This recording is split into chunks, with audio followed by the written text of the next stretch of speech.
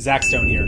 This is part 3 of our Ohm Gurus continuing education seminar on power flow and power transfer between two buses.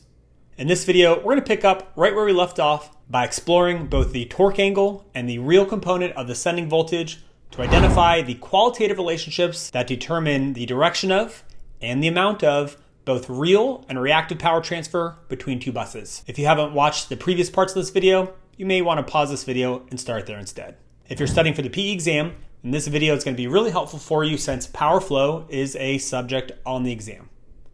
If you'd like to learn more about our continuing education seminars for professional engineers, check us out at www.ohmgurus.com. Let's look at these relationships. Here's the real power transfer formula on the left that we came up with. PR equals VRVS over X sine delta. Here's the reactive power transfer we just finished. QR equals VR over X times parentheses VS cosine delta minus VR. Here's our bus. Again, notice the receiving power is equal to the sending power if it's real power in watts. The same is not true for the reactive power because we've got reactive power being absorbed in this line. That'll become important. All right, so what determines the direction of real power flow? Real power in watts will always flow from the leading bus to the lagging bus when we're comparing their voltage phase angles. So your torque angle, sometimes it's called the load angle, your torque angle delta, that's what determines the direction of P, real power flow, and how much. Typically, your voltage magnitudes right here, VRVS, that's determined by, if it's a PV bus, it determines by the generator, right? As real power increases flowing between the two buses, that angle is going to get bigger. All right, so we know delta, the torque angle, it's the difference between VS and VR. Or if we use a reference angle of 0 degrees for VR, then delta will equal the angle of VS. All right, here are the three relationships for real power. Anytime the torque angle is greater than 0, if it's positive, then our real power is also greater than 0. Our real power is positive. What do the terms positive and negative mean when we're talking about power? Look at this little legend up here. When power is positive, when it's greater than 0, what does that mean? Is that bus acting like a load or a power supply? If it's positive, power is being absorbed. It's acting like a load. If power is negative, if it's less than 0, is that bus acting like a load or a power supply? If it's negative, it's leaving the bus. It's being sent by the bus. It's acting like a power supply. So notice this, look, if delta is greater than 0, if delta is positive, our real power is also positive.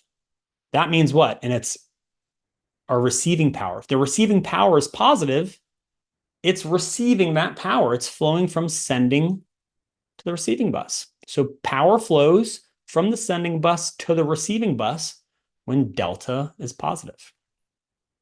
What happens when delta is negative? What's the sine of 0 degrees? Sine of 0 degrees is 0, right? Sine of 0 is 0. 0 times anything is still 0. What does that mean? That means if our torque angle is 0, the power transfer is also 0. That means no power, no real power flows. Last, what happens when delta is less than 0? When delta is negative, real power is also going to be negative, right? The sine of a negative number is equal to the negative sign of that same number. So if delta is negative, this whole term is negative. And negative power means what? Negative power means it's leaving that bus. And this is the receiving power formula. So if the receiving power is negative, it's actually flowing in this direction. So in that case, real power is actually flowing in the opposite direction from the receiving bus back to the sending bus. Interesting. Take a look at your quiz too. You got a couple of questions on this. All right, let's look at the same relationships for reactive power. Let's see, it's about 12:48.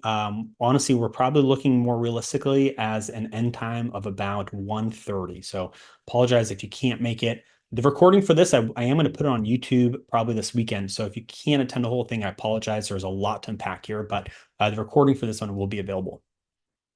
All right, look at the same relationships for reactive power. Here's our reactive power formula. The torque angle delta, that's what was responsible for real power.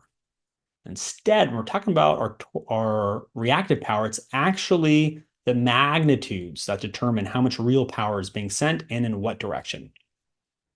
Look inside this bracket. What do you notice about this term right here? Vs cosine delta. And then notice there's no angle for VR. So if delta equals theta Vs minus theta VR, what happens when we use a reference of 0 degrees for VR? What does Vs equal to? Equals delta, right? If we shift the phasor diagram so that VR is sitting flat on the horizontal axis, this angle, delta, that's going to be the angle of Vs. So look, magnitude times the cosine of its own angle. What is that? We use that same relationship when we're solving for real power, that formula. Does anyone recognize what that is? That's what? That's the real component of the sending voltage when the angle of VR equals 0. So this term right here, this is the real component of Vs. So everything that's interesting about reactive power, it happens inside this bracket term. What happens when the real component of Vs is greater than our receiving voltage magnitude? Is the inside of this term positive or negative inside these brackets? If this number, x, is bigger than this number, y, it's going to be positive, right? You got a bigger number minus a smaller number. So QR is going to be greater than 0. It's going to be positive. If QR is positive, what does that mean? The receiving bus, is it acting like a reactive load or a reactive power supply? If the reactive power is positive, it's drawing that power in. It's absorbing that power. It's acting like a load. So if our real component of the sending voltage is bigger than the receiving voltage, reactive power flows from sending to receiving. Interesting. What's even more interesting is what happens when this term right here, the real component of our sending voltage, what happens when it equals the receiving voltage? If I've got some number x minus some number y inside a bracket, what happens when both numbers are equal and I subtract them? What number do I have inside this bracket when the receiving, when the real component of the sending voltage is equal to the receiving voltage? Yeah, inside that bracket, I've got a 0. 0 times whatever this number comes out to be is still 0. When these two are equal, look, our receiving voltage is equal to 0. That means there is no reactive power making it to the receiving bus. There's a net of 0 reactive power transferred to the receiving bus.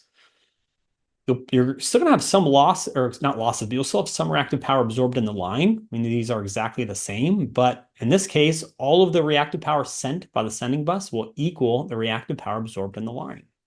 So there's none left over to make it to the receiving bus. All right, last qualitative relationship. Remember, look at that quiz. You've got some good questions on that quiz.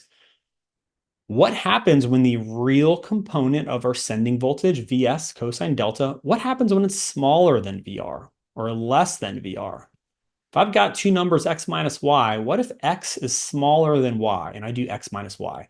What kind of number am I going to have inside that bracket? Is that number going to be positive, equal to 0, or is that number going to be negative? That number inside that bracket, I'm going to have a negative number. So that negative number is going to come to the outside, and it's going to make this whole thing negative.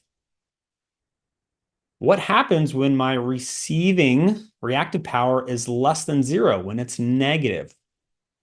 Is the receiving bus receiving reactive power, like a load? Or is it sending reactive power like a power supply? That means it's actually sending reactive power. Or we can say the reactive power is flowing from the receiving bus to the sending bus, right? Here's QR. If QR is negative, it's flowing in the opposite direction. Everybody see that?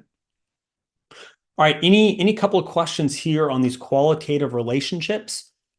Before, let's see, on the next page should be the case study. We're going to have some fun. We're going to plug in some numbers. We're actually going to calculate the real and reactive power flows. But any questions on these qualitative relationships?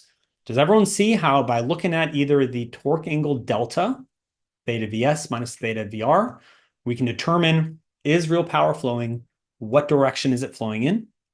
And same thing, by comparing the real component of the sending voltage to the receiving voltage, we can figure out, is reactive power flowing and in what direction is it flowing in? Everyone following? Great. All right, no questions. Let's keep on rolling. We're going to put this all to the test. Are you ready?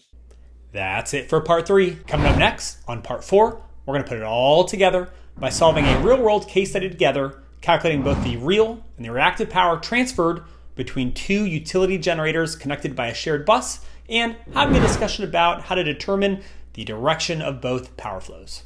Coming up next.